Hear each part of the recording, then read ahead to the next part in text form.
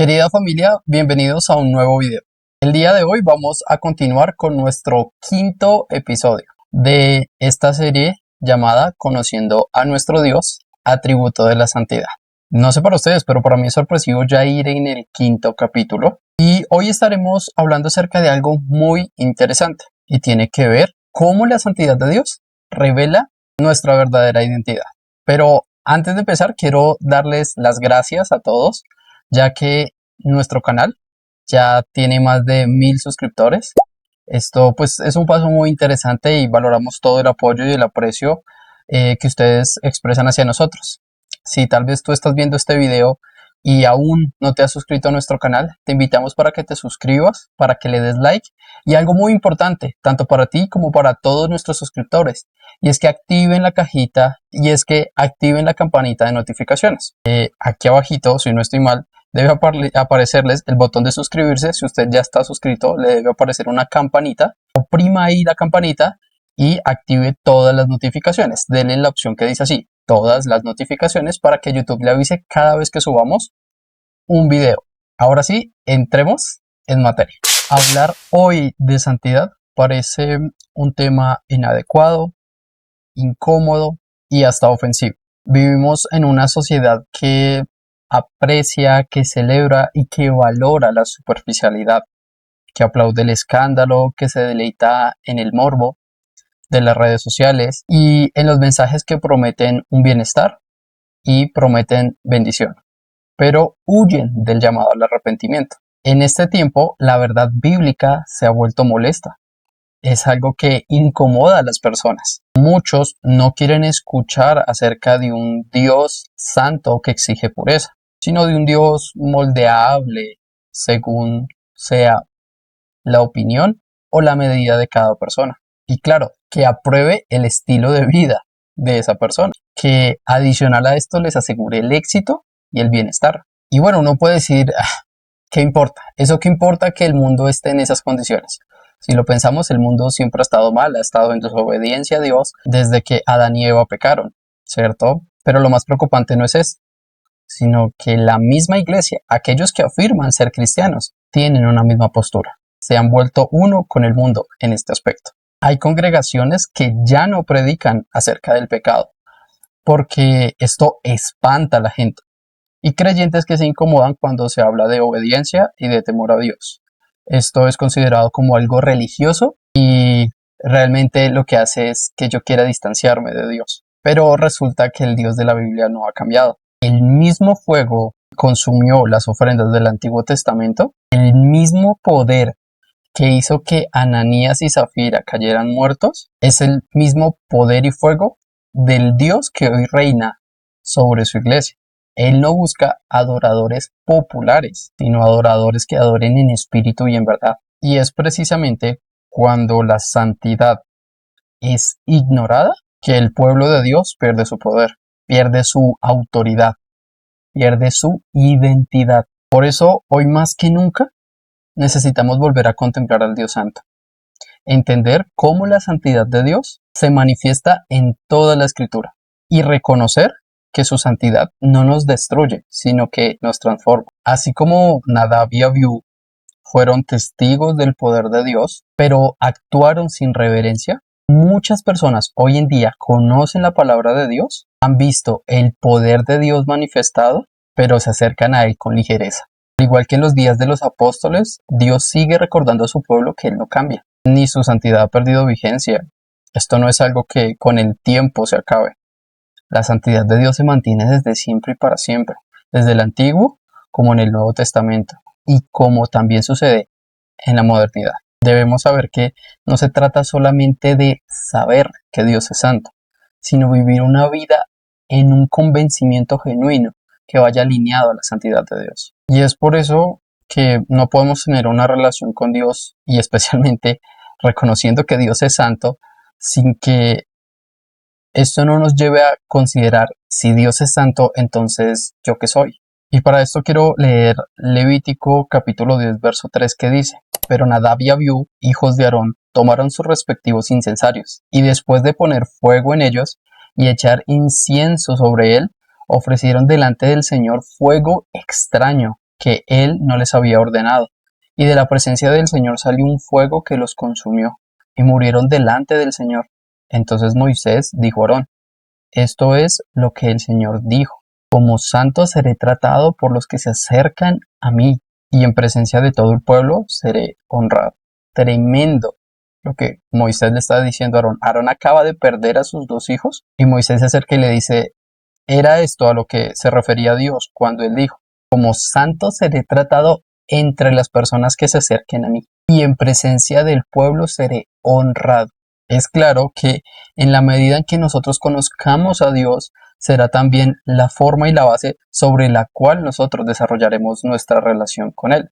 Si nosotros pensamos que Dios no castiga, nuestra relación con Dios será una relación permisiva, será una relación donde nosotros tomaremos toda la ligera. Pero si nuestra conciencia y nuestro entendimiento está bien informado en las Escrituras, no podremos vivir de esa manera. En el caso de Nadab y Abiú, ellos recibieron el castigo inmediato por su pecado. Pero entonces surge una pregunta, y es: ¿qué es el pecado?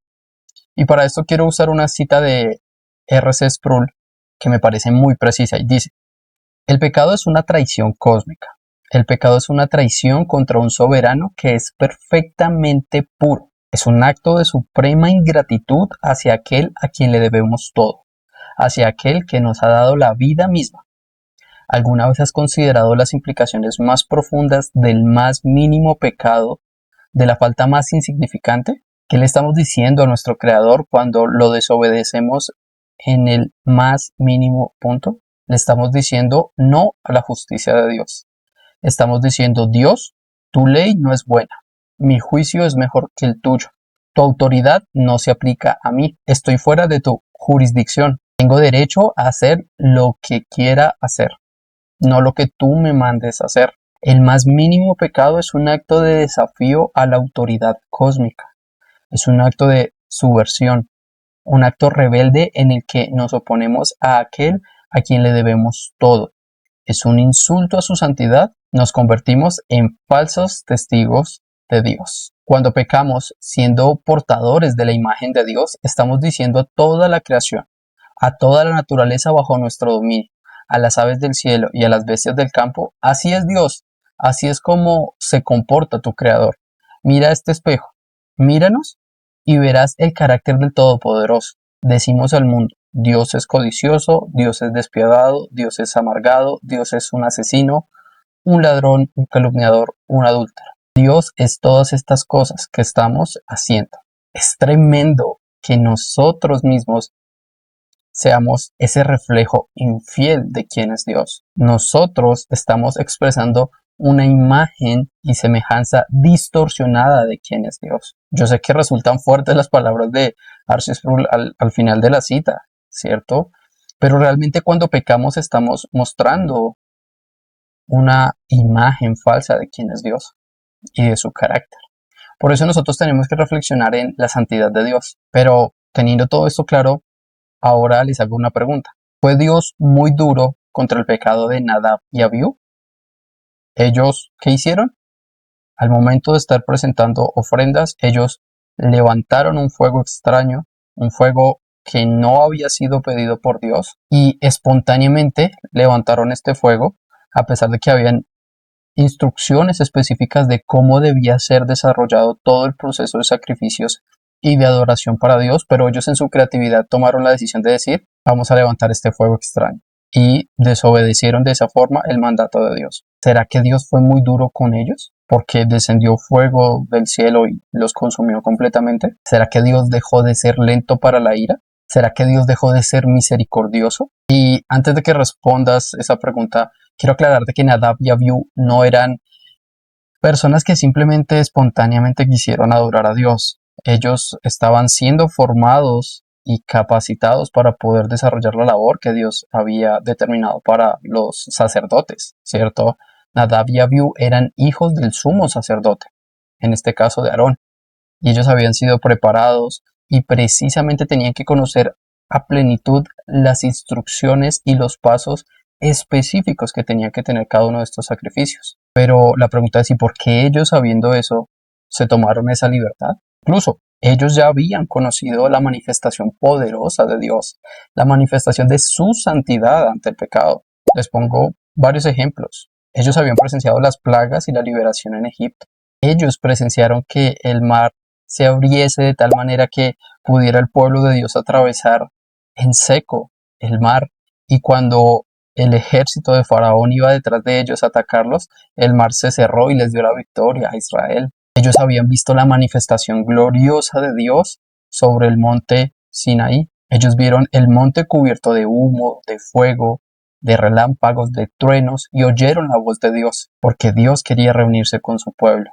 Y antes de todo les dijo: santifíquense.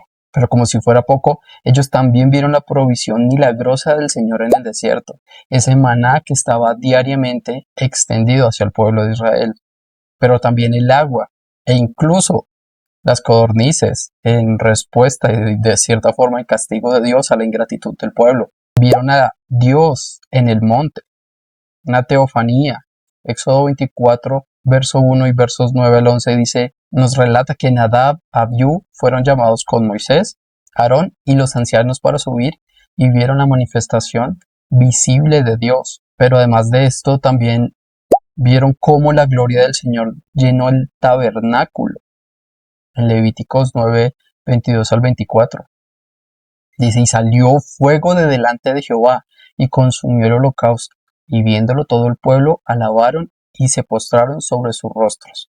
Y pues tristemente también presenciaron la manifestación santa y poderosa de Dios al haber sido ellos consumidos por el fuego en el momento en que levantaron un fuego extraño, ya que salió fuego de delante de Jehová y los consumió y murieron delante de Jehová, según Levítico 10:2. Es decir, en este caso Nadab y Abiú no fueron unas víctimas del desconocimiento. En este caso no fue que no conocieran el carácter del Señor. En este caso realmente fue un castigo por la desobediencia de estas dos personas, de estos dos jóvenes, pues ellos habían sido testigos de todo lo que el Señor había hecho. Y sé que a ojos del ser humano podemos decir, pero no era para tanto. Ellos simplemente tenían buenas intenciones. Podemos decir que parece una minucia la actitud de estas dos personas al rebelarse contra el mandato de Dios y contra su carácter, contra el deseo en cómo Dios quiere ser adorado.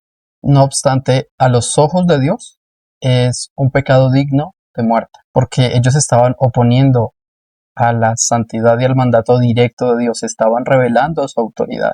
El mandato era claro. Por eso la respuesta de Moisés, aunque parece un poco cruda, Moisés le dice, fue lo que Dios nos dijo, que él deseaba y que iba a hacer, que el pueblo que se acercara a él fuera santo. Y ese es el punto, que a nuestros ojos, a los ojos humanos, este pecado no parezca algo grave, no significa que realmente sea así. Les pongo un ejemplo, que yo piense que la gravedad no existe y me lance de un 10º piso, no significa que porque yo crea que no existe, no aplique para mí. Pues si yo hiciese esa locura, pues realmente la gravedad me haría saber la realidad de las cosas. Y es que por más de que yo no piense que sea algo grave, pues voy a terminar muy mal. Asimismo, la santidad de Dios, por más de que nosotros pensemos que es algo irrelevante o que nuestro pecado no es tan grave, no significa que así sea. Y en algún momento esto nos chocará en la cara, y espero que usted, cuando llegue ese momento, se haya arrepentido de sus pecados, se haya confiado en Jesucristo para vida eterna. Y sé que algunas personas pueden decir, bueno, Brian, pero este es un caso aislado, realmente no es algo problemático. Pero no, también tenemos un caso muy similar y es el caso de Usa, quien no consideró tan grave su pecado, ¿cierto? Su condición como una persona pecadora, no consideró tan grave desobedecer precisamente uno de esos mandamientos que Dios había establecido en la ley, ¿cierto? Y pues en este caso él tocó con su mano el arca del pacto, lo cual era una prohibición hecha a todas las personas y especialmente a aquellos que estaban a cargo de los elementos sagrados del templo.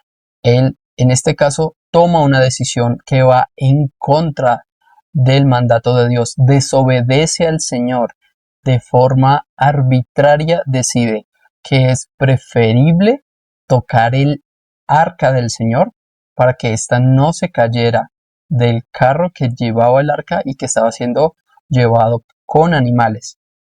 Es decir, si usted no conoce la historia, se la resumo rápidamente. El arca del pacto había sido robada por parte de los enemigos del Señor. El Señor hizo que los enemigos que los filisteos tuviesen que devolver el arca porque pues Dios se glorificaba y les mostraba su poder y los dioses de estos pueblos quedaban avergonzados.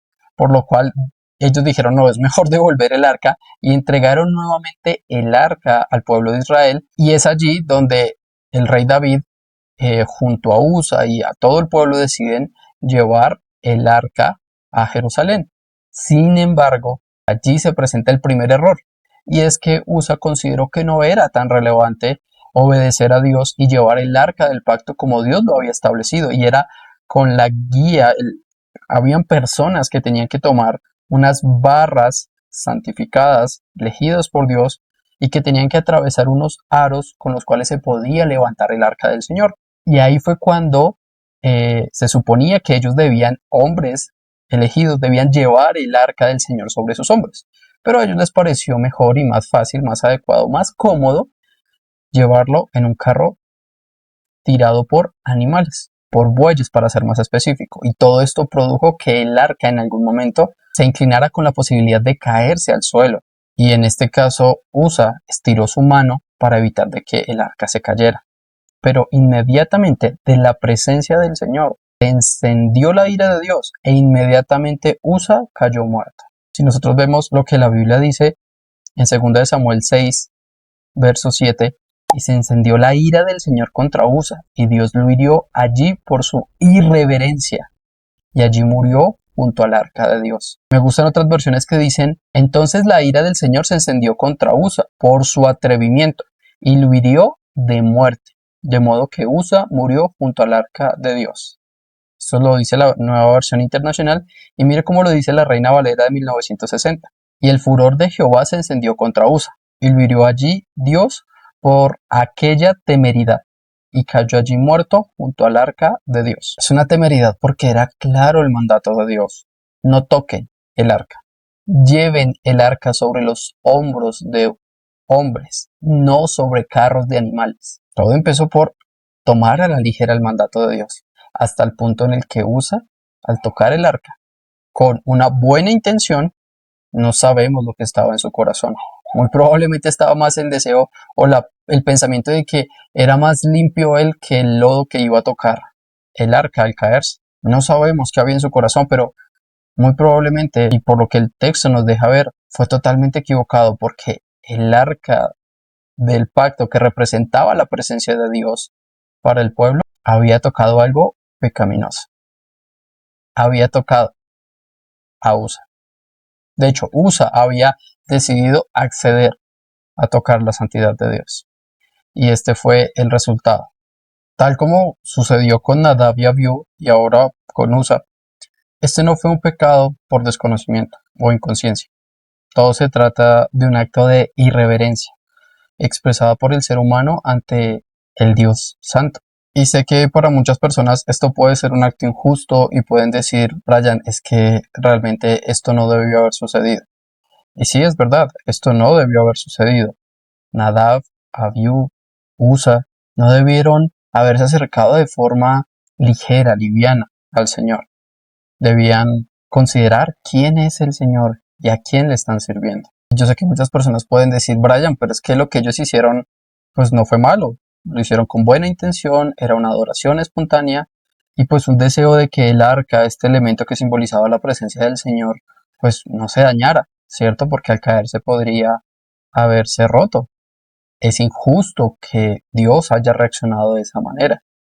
Pero primero, Dios no reacciona a nosotros. Él no es un ser humano que se ve impulsado por sus emociones, no es alguien visceral y pues toma una acción de un momento a otro. No, es una acción consciente de parte del Dios Santo ante la santidad, ante el pecado. De hecho, es justo y es esto lo que debería suceder con toda forma de pecado. Dios debería reaccionar eliminando toda forma de maldad. Claro, alguien puede decir, no es misericordioso ese acto, ¿cierto? Pero en ningún caso. deja de ser justo. Es lo que debería suceder con todos los pecados, con su pecado y con el mío. Usted y yo deberíamos estar pagando por nuestra maldad, por nuestro pecado. Pero Dios ha tenido misericordia y gracia hacia nosotros. Y yo sé que hay otras personas que pueden decir, Brian, pero es que estos son versículos del Antiguo Testamento. Esto ya no aplica porque cuando Jesús vino, pues todo cambió y Dios, ese Dios del Antiguo Testamento que era un Dios de enojo, de ira, de castigo, de juicio, ahora es un Dios cariñosito, de amor, un terrón de azúcar, una espuma de amor. Pero decir esto es cometer un grave error. De hecho, no solamente es un error, es más que eso, es un grave pecado, porque Dios no era uno en el Antiguo Testamento y ahora es otro. No, Dios es inmutable, eso atenta contra el carácter de quien es Dios. Dios no cambia, es el mismo desde antes, que permanece y que será para siempre. De hecho, si tú piensas que el Antiguo Testamento es un relato en el cual Dios solamente está castigando y enviando sentencia a la humanidad, es un error y te invito para que lo veas de una manera distinta. De hecho, Dios, si hubiese sido simplemente justo, no misericordioso, hubiese establecido su justicia y hubiese erradicado completamente a Adán, a Eva y a su descendencia. Y esto hubiese sido justo. Pero Dios no solamente es justo, sino que también es misericordioso y un Dios de amor. Y el Antiguo Testamento relata muchas formas en las cuales Dios constantemente expresa su amor y su misericordia. Estos casos son casos donde el castigo vino inmediatamente, pero también hay pasajes donde Dios profetiza el castigo y se cumple hasta 500 años después de la profecía, buscando que el pueblo de Dios se arrepienta.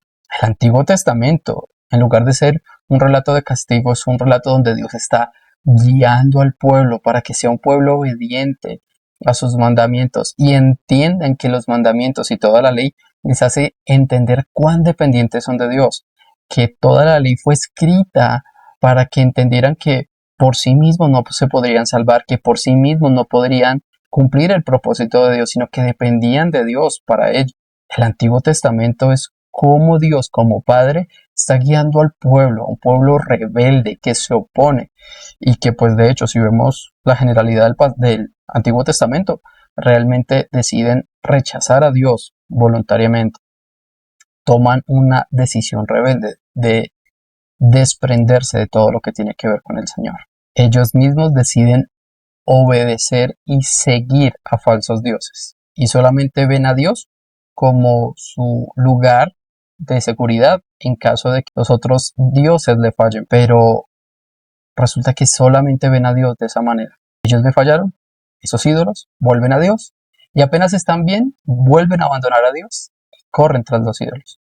Un ejemplo muy claro de esto es el libro de los jueces, un pueblo que no consideraba a Dios como rey y señor.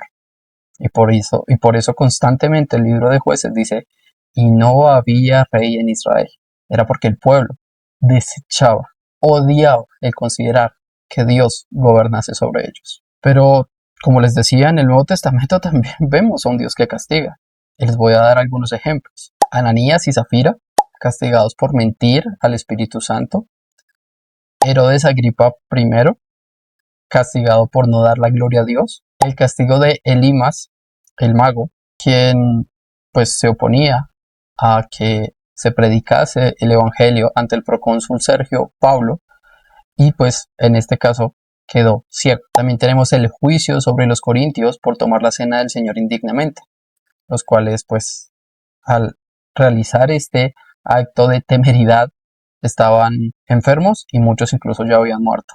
Simón el mago, reprendido por Pedro, a quien de cierta forma Pedro le da un mensaje confrontante de condenación. Y aunque no conocemos su muerte en ese contexto, sí sabemos que en la historia se convirtió en un hereje. La muerte de Judas Iscariote, un claro ejemplo. Desobedeció a Dios, fue el instrumento de Satanás para entregar en manos de los romanos a Jesús y terminó desviviéndose.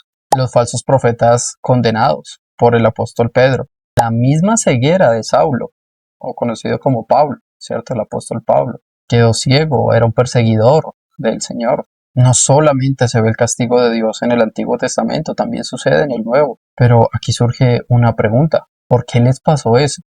¿Fue tan grave lo que hicieron? ¿Por qué Dios reaccionó de esa manera? Y podríamos hacer muchas preguntas de este tipo, pero la pregunta correcta realmente es ¿por qué si les pasó a ellos y a nosotros no? De hecho, permítame reformular la pregunta. ¿Por qué Dios actuó con ira santa y castigó inmediatamente el pecado de Usa, Nadab, Abiú, Ananías, Zafira, y no actuó de la misma manera con nosotros y nuestro pecado? Incluso, aún más fácil la pregunta, ¿por qué Dios tiene tanta misericordia hacia nosotros? Y por favor, no caiga en la trampa de pensar de que la respuesta es que usted y yo somos de gran valor para Dios. De hecho, y por favor, no caiga en la respuesta fácil de pensar de que usted y yo somos más valiosos que esas personas que recibieron el castigo de Dios. No caiga en ese error. No caiga en la trampa de pensar de que usted y yo somos menos pecadores que ellos. De hecho, por favor, no caiga en la trampa de pensar de que esto se trata de aspectos y características que pertenecen a usted y a mí. Usted y yo no le damos ningún argumento válido a Dios para que nos elija. De hecho, todos los argumentos que pudiésemos presentar ante Dios sería un argumento en contra de nosotros. Así que el enfoque no está en lo que usted y yo podamos hacer o decir. El enfoque completo está en Dios. Y si nosotros ponemos el enfoque en el Señor, ahí cambia todo. Voy a dar una respuesta corta pero contundente y muy sencilla. Recordemos lo que Dios dice a través del profeta Jeremías. Jehová se manifestó a mí ya hace mucho tiempo, diciendo, con amor eterno te he amado, por tanto te prolongué mi misericordia. Todos estos personajes que leemos, que han recibido el castigo, el juicio de Dios directamente e instantáneamente, realmente son personas que nos representan. Usted y yo deberíamos ser uno de ellos. Pero Dios en su misericordia extendió ese amor hacia nosotros y decidió resistir nuestra desobediencia y descargar toda la ira santa de Dios sobre nuestro Señor Jesucristo para pagar por nuestros pecados. Dios mismo fue el sacrificio a través de nuestro Señor Jesucristo, pues, quien es Dios, es la segunda persona de la eternidad y se entregó para salvarnos. Ahí fue donde Dios descargó toda la ira que usted y yo merecíamos. Pero en este caso, en alguien santo y perfecto, en alguien inocente que no merecía ese castigo. Todo el relato del Antiguo Testamento, como del Nuevo Testamento, se trata de la historia del Dios santo, amoroso y misericordioso, que en lugar de destruir a Adán y Eva, como les decía, y a toda la descendencia, decidió establecer un plan de redención, donde Él mismo pagaría los efectos y las consecuencias de nuestro pecado y de nuestra maldad, de nuestras decisiones, que incluso siendo cristianos decidimos en ocasiones pecar. Y espero que en el caso suyo usted no viva pecando, usted no sea un recurrente pecador, mejor dicho, que usted no practique el pecado, que no sea como el perro que vuelve al vómito o el cerdo que vuelve al lodo, que estando limpios vuelven a la inmundicia. Hay casos en la escritura que también nos muestran algo distinto, y es la misericordia de Dios y la fidelidad de Dios en personas a las cuales les permitió ser justas. En este caso, no justos de una vida perfecta y plena, sino personas que tenían un conocimiento bíblico y que se esforzaban por obedecer al Señor. También tenemos un claro ejemplo, y hay muchos más, pero quiero hablar de uno, y es del profeta Isaías, cuando él tuvo esa visión ante la santidad de Dios, ante su trono, al cual como Nadab y Abiú, él también conocía en detalle lo que era el sacerdocio en Israel. Por eso fue elegido por Dios como profeta, porque lo eligió del pueblo, ¿cierto? De esos seguidores obedientes a él. Pero aunque Nadab y Abiú habían visto tantos milagros y tantas obras poderosas de Dios, Isaías no. Isaías no había experimentado todos esos derroches o todos esos despliegues, mejor dicho, de poder de parte de Dios y de su santidad. Pero solo bastó un momento para que todo cambiara. Y fue aquella visión ante el trono santo de Dios, donde él quedó paralizado ante la santidad de Dios y solamente fue confrontado con su maldad y su pecado. La respuesta de Isaías fue muy distinta a la respuesta de los hijos de Aarón. Y esa debe ser una respuesta también de nosotros, una respuesta muy distinta a la que este mundo expresa ante la santidad de Dios. Usted y yo debemos vivir en santidad, Mire, yo nunca he tenido una identidad más sana desde que comprendí cuán pecador soy. Si no entendemos cuán pecadores somos, no entenderemos y valoraremos la obra de Jesús en la cruz. No se trata de que nosotros seamos justos y santos en nuestra naturaleza plena. Eso solo proviene del Señor. Si usted y yo podemos ser santos es porque a través de Jesucristo se estableció ese camino al Padre. Y el Espíritu Santo, la tercera persona de la Trinidad, es quien nos limpia, quien nos santifica a través de su palabra, quien limpia nuestro corazón, para que podamos ser presentados ante Dios en algún momento, sin mancha y sin mácula. Esa iglesia por la cual Dios viene. Esto no se trata de que Isaías haya sido alguien especial, sino que fue especial porque Dios decidió que fuera especial. Así como usted y yo no somos especiales. Se trata de Dios quien eligió por nosotros. Él decidió salvarnos. Y nosotros claramente hoy podemos decir con gusto, creo en el Señor Jesucristo. Todo es obra del Señor y todo es para su gloria. Esa es la verdad que cambia nuestras vidas. La santidad de Dios que no quiere destruirnos, sino que quiere santificarnos para que seamos un pueblo obediente al Señor, que seamos esa iglesia por la cual Él viene, hijos obedientes, no para querer salvarse, sino porque ya son salvos, hijos que quieren reflejar la santidad y la pureza de quien es Dios. Bueno, querida familia, era eso lo que quería conversar con ustedes el día de hoy. Espero que les haya gustado. Les invito para que dejen su comentario en la cajita de comentarios aquí abajito y nos cuente qué le parece, qué opina. ¿Está de acuerdo? Tal vez no está de acuerdo. Arguméntelo, déjenlo en la cajita de comentarios, déjenos en qué parte de la Biblia está su argumento. Y pues nada, por mi parte no será nada más, nos veremos en un próximo video confiando en el Señor y que Dios les bendiga.